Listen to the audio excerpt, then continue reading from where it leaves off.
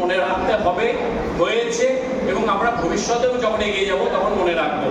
একজন ছিল আমাদের স্পিকার, আমাদের যিনি সুদীপ বিশ্বাস মহাশয়, উনি বললেন, যিনি ছিলেন প্রেমের মানবতার একজন, আর একজন ছিলেন যিনি বিদ্রোহী মনোভাব নিয়ে চলতেন, যিনি সংগ্রাম কি করে করতে হয় কবিতার মাধ্যম দিয়ে তিনি আমাদের বুঝিয়ে দিয়েছেন।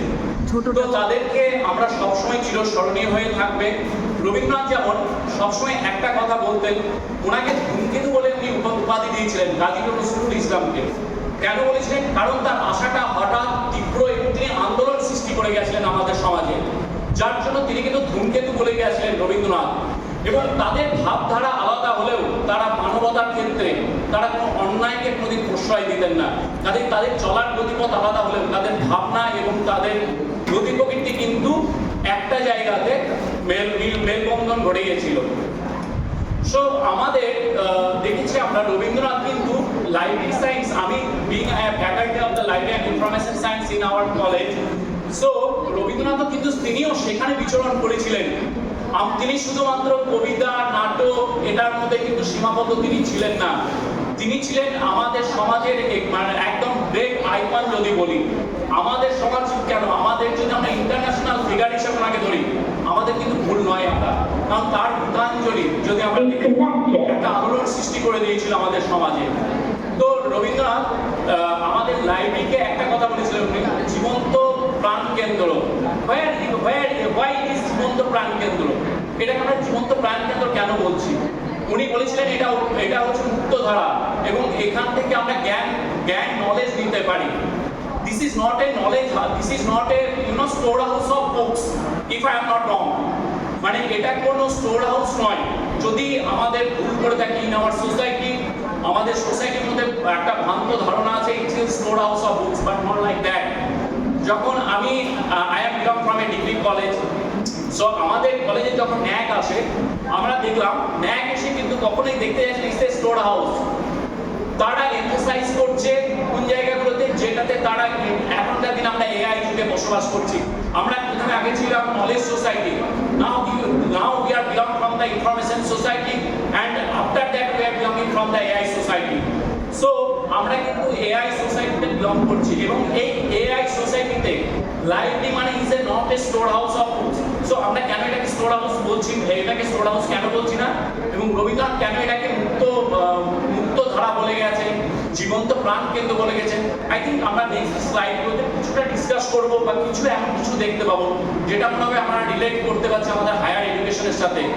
আমরা রিসার্চ করছি, আমরা পাবলিকেশন করছি, আমাদের যে রিসার্চগুলো থাকছে, যে পাবলিকেশনগুলো থাকছে, সেইগুলো কোথায় থাকছে, কোথায় স্টোর হচ্ছে, সেই রিসার্চগুলোকে আমরা কি করে দেখতে পারি, রিসার্চ টুলগুলো কিভাবে ইউজ করব, this is very much relevant in our education policy. So please next slide. So that's why I'm telling you that we know that it is a library. We are not about science. Why is here information science? Because its application is here. That's why it's information science. Please skip another slide. This is a core subject. We are studying in information science. That is the core subject. That is IT. Not another thing, that IT research methodology that is very much relevant toward the research and publication area. We know that how we can write a research paper. We want to know that how we can write a thesis. That's why the research methodology paper. We are very much aware what we are doing the BA, right? So, and another one thing is the management. From that I'm going to another one slide, but before that I'm telling you that এখানে কেন management বলা হচ্ছে, because here is a top level manager is here from, and also bottom level manager. That's why management level কি and hierarchy যদি আমরা বলে থাকি, তাহলে সেই ক্ষেত্রে আমরা এটাকে ম্যানেজ করতে হয় কিভাবে সেটা দেখতে হবে। So and another one thing that এখানে অনেকের ভ্রান্ত ধারণা থাকে that that library means in an institutional library maybe we are going through the SSC, or maybe we are going through the WBSCSC, that is College Service Commission, but not like that. সেটাই আমি চেষ্টা করবো এখানে দেখানোর জন্য যে কোথায় কোথায় সেক্টরটা বিলং করে এবং কোথায় কোথায় সেক্টরটা রয়েছে। So another one is that is the research and development society তে আছে, টেকনোলজিতে রয়েছে, যেটা আমি একটু আগে বলছিলাম গভর্নমেন্ট অফ একাডেমিক ক্যারিয়ার, প্রত্যেকটা সেক্টর এখানে রয়েছে। রাইট, আমরা এখানে কয়েকটা সার্ভিস কমিশন দেখতে পাচ্ছি, যেটা গভর্নমেন্ট সেক্টরে যদি আমরা যাই, that is the food service commission, that is the college service commission, public service commission and national institution, where you know that my started career from the ISRO. Not I am the bad student, because I have belong from my whole career as a good academic record, but still I am here in this field. Because that's why I am telling you that my career started from the Indian Space Research Organization. We are very much about this organization.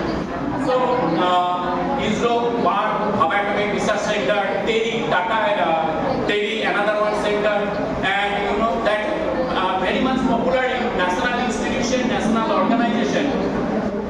We are very much aware about the institution, the difference between the institution and the you know that what I am telling, that organization. That is the basic difference. We are very much aware about institution and organization. So this is the scenario of that opportunities.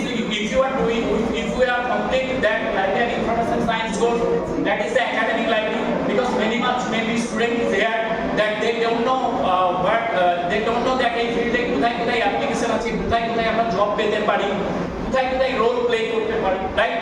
So academic library means you know that college, university, we are very much aware about this.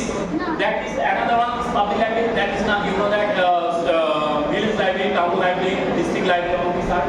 Personal library.